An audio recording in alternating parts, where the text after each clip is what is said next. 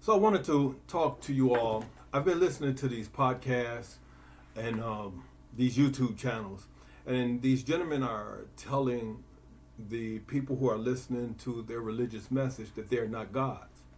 And they're referring to the book of Psalms 82, verse 6, and also the Gospel according to John, chapter 10, verse 34 and 35. And it's two other times that this God's consciousness is being referred to in the book of Genesis. And I've only heard one specific person, when he talked about it, he downplayed it. He actually referred to it as a lie. And so that was going to be coming out the gates, the video, to explain, not only explain to the people that you are gods, but show you in more than a dozen ways why not only did we take on God's consciousness, but we are God's consciousness. Therefore, we are gods. Before I can even get to that point, I had a conversation with a young lady, and I said, "Well, what is this infinite, all-existing consciousness that you refer to as God? What is the name?" And she said, "Well, Jesus called him Father. Why can't it just be Father?" And I continued on in that conversation, but it was almost like pulling teeth. Like I didn't hear anything else that she said from that point.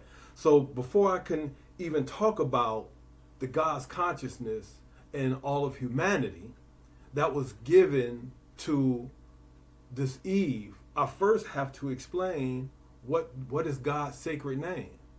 So in the touch and grammaton, the name is pronounced Yod He Vav He. Actually Yud He Vav He.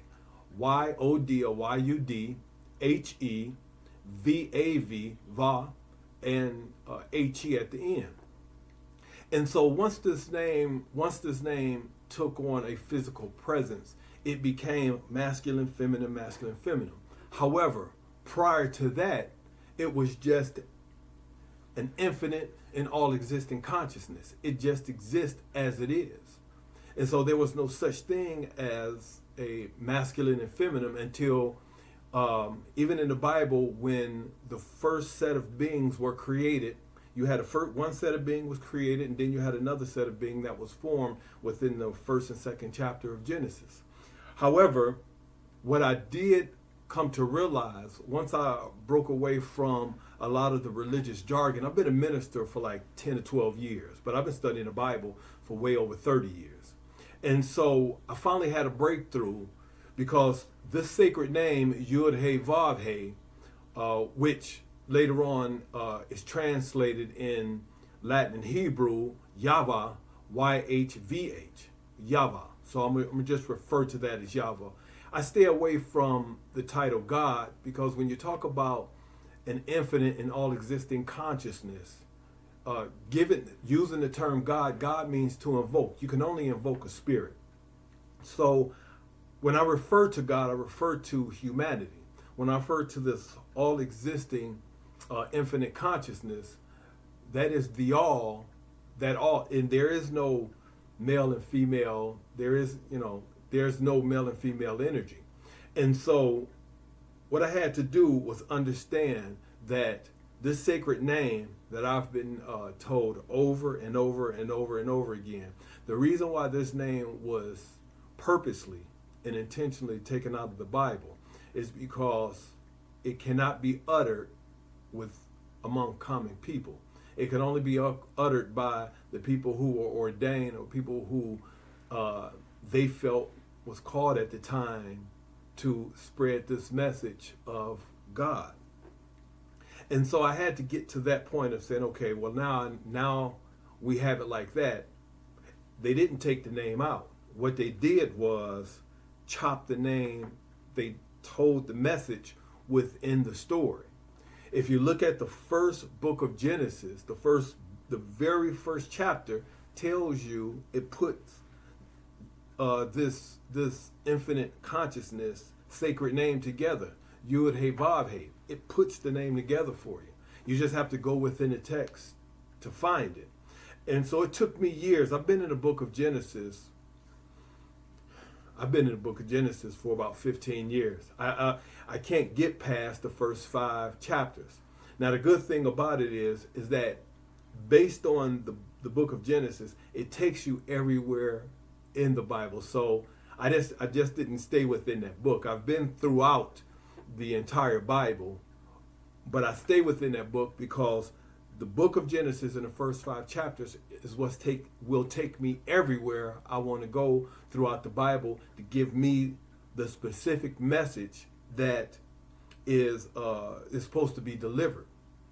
And so after years of studying, there's a lot of important stories in the Bible. But the 2 most important that one would have to look at is Yahshua and the story of Eve, or the story of Yahshua, or the story of Jesus.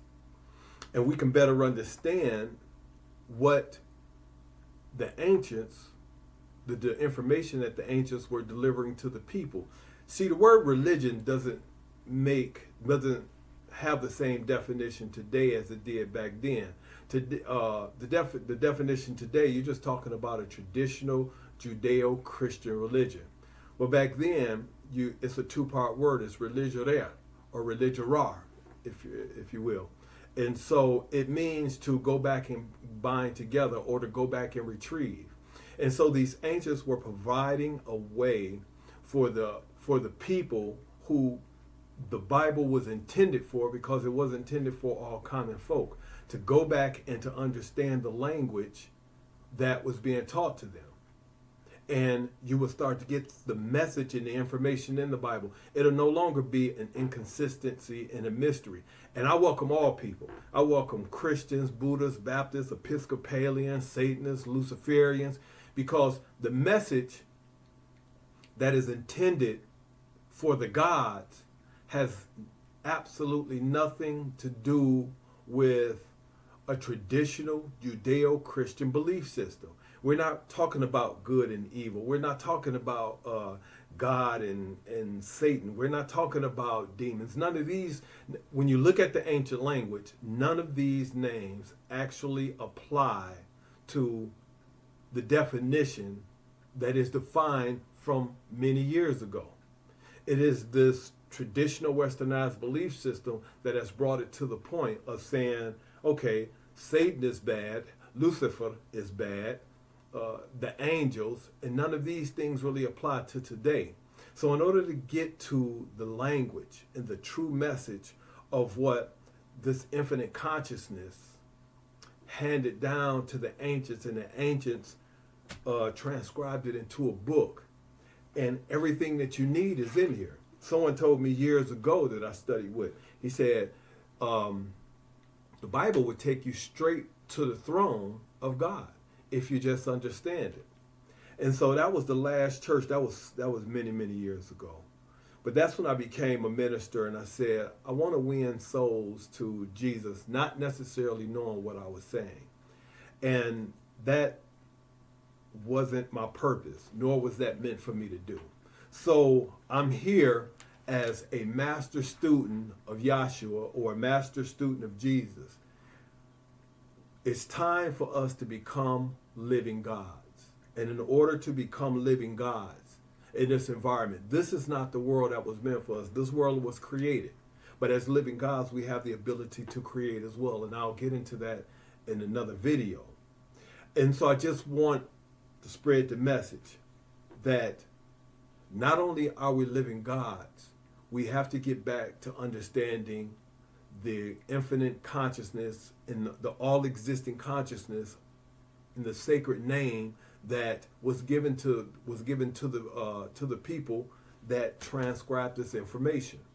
So with that being said, I'm going to close, but continue to watch my videos. The next one is going to be about the sacred language. Have your Bible out. Please, whatever you do, I won't say get rid of. The NIV, the Revised Version, none of these Bibles really play a significant role in what it is that you're trying to learn. You have to get a New Jerusalem Bible. You have to get a Bible that was written in the same language that Shakespeare wrote in. And, people say he didn't edit the Bible, but the comparison is just too similar. I actually read a restoration of the original Sacred Name Bible. And this was revised from the Rotherman's text. That's a Bible that go back many, many years. One of the first ones after Alexander the Greek raped and pillaged, and they couldn't understand a lot of the information. But what they did understand and what they could interpret, they wrote it in some sacred books. And so today, when you look at the New International Version or the Revised Version or so many of these other texts without that antiquated language, you're going to find so many things have been taken away. In this Bible, the God is referred to as Elohim or Yahweh, or Yahweh. They never go into the title God or the title Lord. So whatever you do, if you follow me, I would suggest that you do press the subscribe button. Please press the like button. I'm giving you some serious information. I've spent decades and decades researching it, trying to understand it. I have the law of success here that plays an extremely vital role, an important part of what it is that we're achieving in our God's consciousness. And so until my next video, which will come up very, very soon, where we're going to explore the first chapter so we can bring out God's sacred name.